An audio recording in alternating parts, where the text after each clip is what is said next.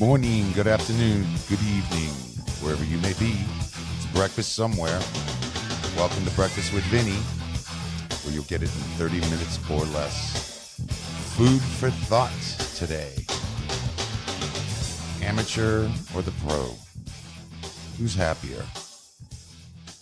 The amateur or the pro? Who's happier? It's funny because a lot of amateur musicians, people who are hobbyists, talk about how happy they are because they don't feel any pressure. They don't feel any pressure to, compete or to be better than the next guy or to be judged. They just do it because it makes them happy. And they love doing it. Isn't that the point? Isn't that the entire point?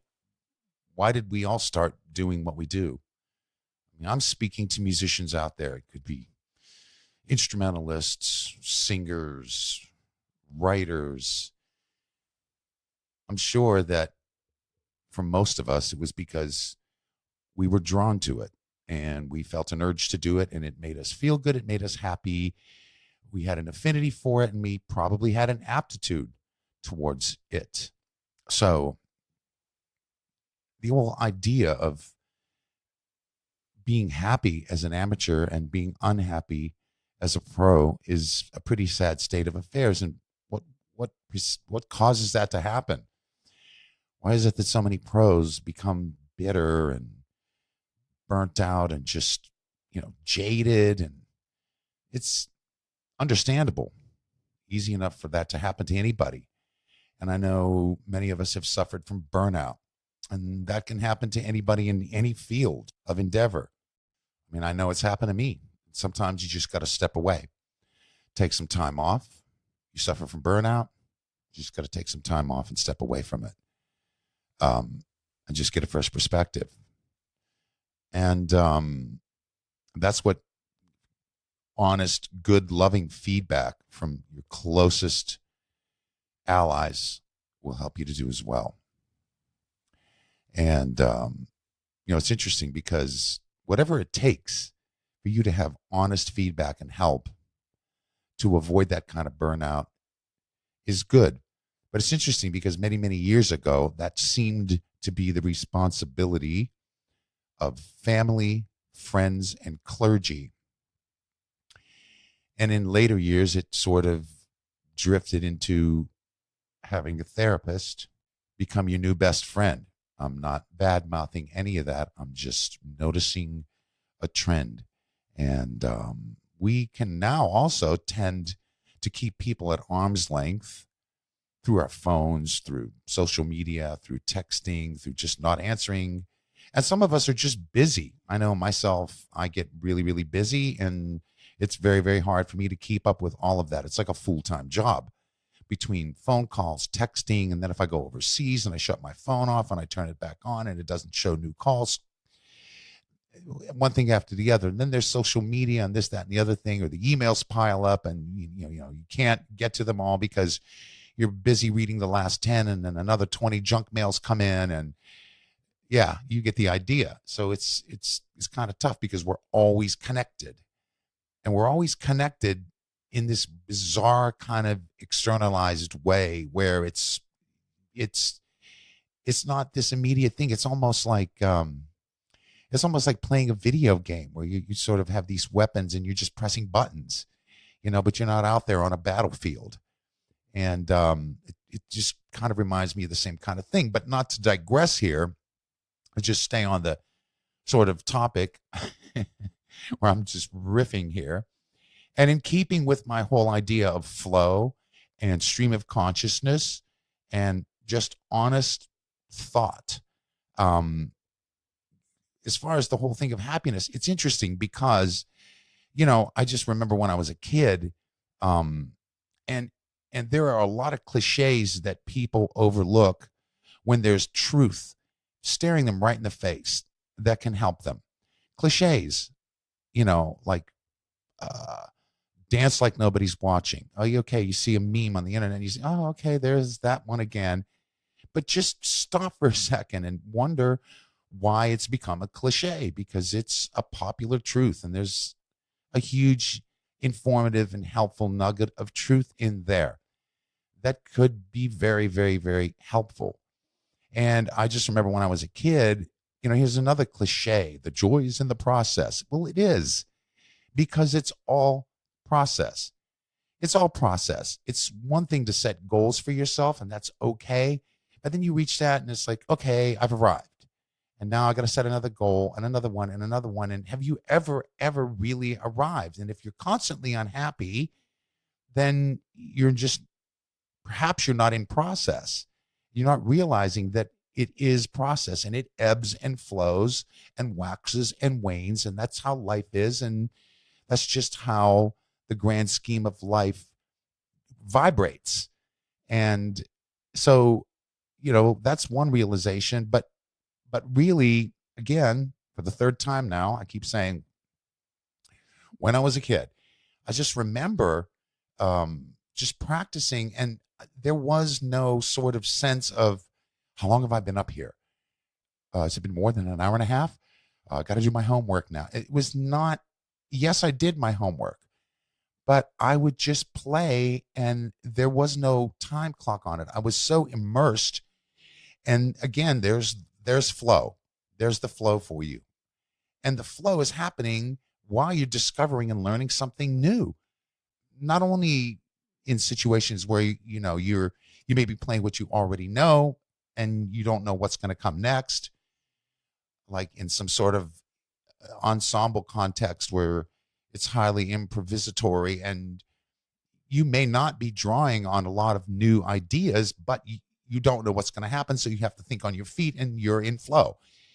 But this flow was the flow that was a result of the joy of doing something, and the joy of learning something, and not thinking, oh, how good am I doing this?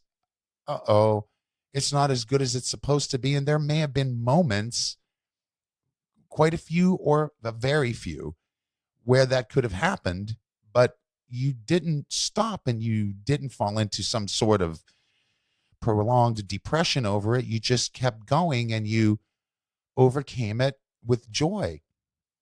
And, during the early years, that's one of those things that's there. And then all of a sudden you become a pro, and, you get disgruntled because you're tired of lugging your instruments around in the snow and dealing with some club owner that doesn't want to pay you, or some band leader that just keeps stepping in front of you so that nobody could see you. I'm just making ridiculous things up right now, which may not be so ridiculous, that they're realities for a lot of people. But again, I'm just talking off the cuff. And, just sort of, and then you go home, and, you park your car somewhere, and you got a ticket, and you don't have enough money to pay the ticket, and all the kind of things that happen when you're now trying to become a struggling professional. And you might start going, oh, really? Is this worth it after a while? Or you're playing in a band, and you're playing the same songs 6 nights a week, and you're really, really tired of them.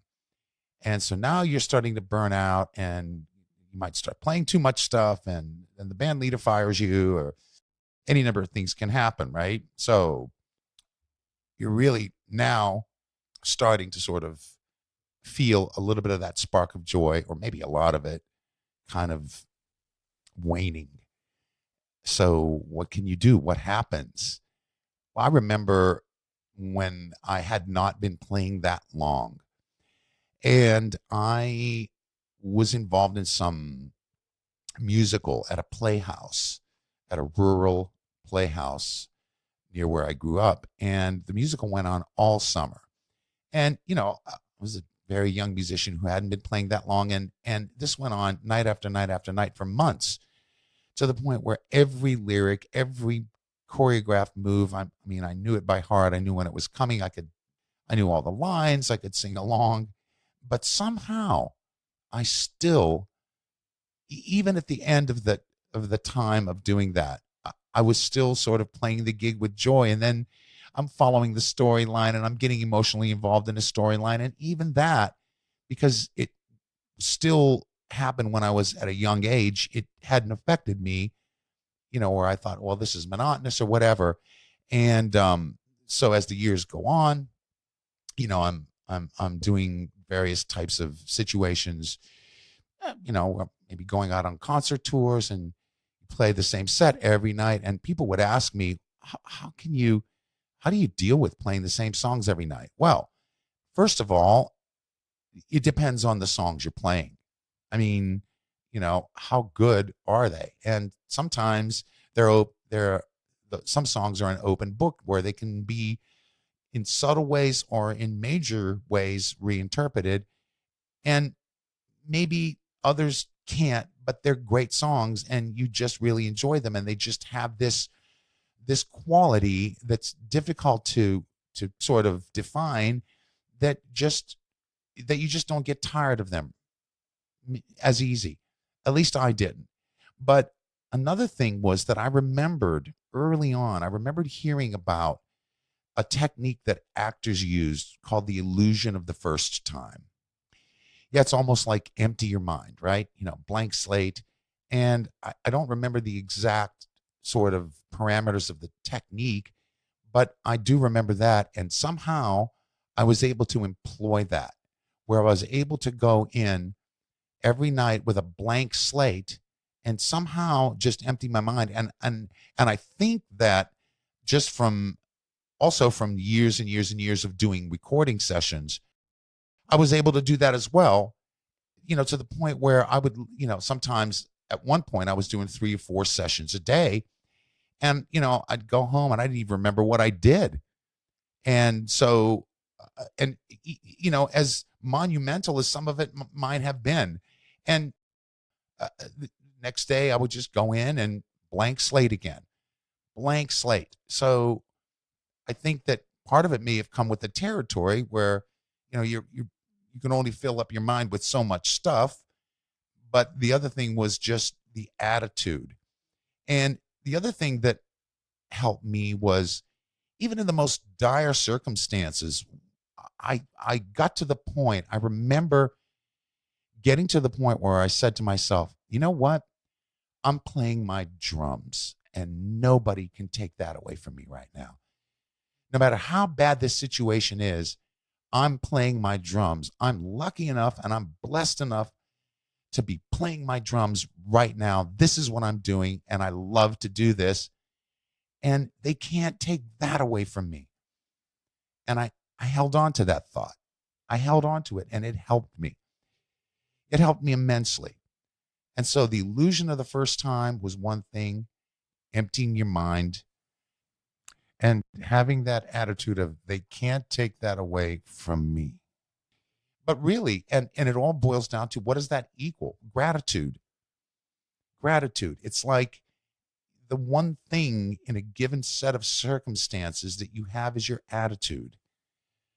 I remember one time being at an airport, and there was a bus that made a circle from one end of the terminal to the next, and it wasn't a very long drive. This bus driver made that route in a circle, a small circle that probably took a minute and a half, a couple of minutes maybe, every day. Who knows how many times that he did it during the day? I mean, could have been hundreds. So I got on the bus, and the bus was full of people. And of course, people are sort of like all sitting there looking morose. Am I going to make my flight? I got on, I was a little anxious maybe. And, everyone's sitting there with sort of sour faces and blank faces. And as soon as we got on the bus, this guy launched into this talk. And by the time we got off of the bus, everybody was happy. Some people cheered, some people laughed, most were smiling. And I realized that this guy who made that route, that same route, that small little route, time after time after time, day in and day out, he took that time to give us an inspirational talk. And that was a short amount of time, maybe a couple of minutes. But he did that each and every time and made everybody on that bus feel better. So, talk about gratitude and having an attitude of service that was personified in that bus driver. I'll never forget that guy. I remember when I went to see Buddy Rich play live, I would leave inspired and uplifted.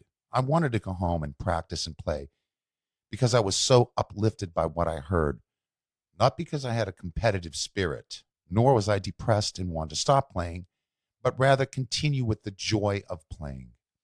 And that's what he did to me at that young age. And so did the Beatles, and so did Motown, and so did everything else that I grew up with. It just gave me joy. And so I look back at that and anchor that and anchor what gives me that joy. And I think that as a professional, we can do that to retain the same kind of joy that the hobbyist does. Because after all, that's why we do it, isn't it? I sure hope so. So dance like nobody's watching. Here's to the joy of music and the great gift that it is to all of us. Thanks for listening. Stay tuned for the next episode of Breakfast with Vinny.